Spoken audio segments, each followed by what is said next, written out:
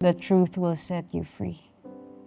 Sarap na nung feeling. Ang sarap ng feeling na nung dumating kayo dito kasama mo yung mga anak mo. Diba? Yes, opo. Kahit saan ka na pumunta ngayon, kung gusto nating mag-mall, araw-araw Yes. nasa mall.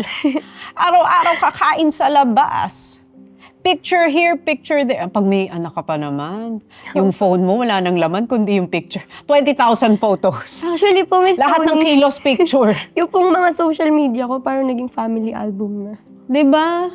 Sa dami ng pinagdaanan mo, anong isang bagay na lagi mo ituturo sa mga anak mo?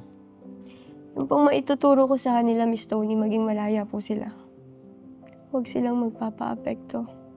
Kahit kanino. Saan ka pinaka-grateful sa ngayon? Yung mga anak ko, nandyan po. Okay sila, healthy sila. Grateful po ako sa nangyayari sa buhay ko ngayon. Kay Aljur, maayos po siyang partner. Basta, wala pong may sakit. Masaya na po ako doon. Anong isang bagay na gusto mong matutunan ng mga tao sa story mo? Maging malakas. Dire-diretso ka lang kahit anong pagsubok yung daanin mo sa buhay. Maging appreciative po talaga kung anong meron ka.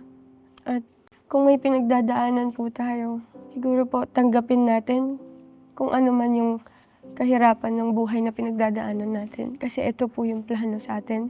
Wala tayong magagawa kung hindi i-embrace yung nangyayari sa atin.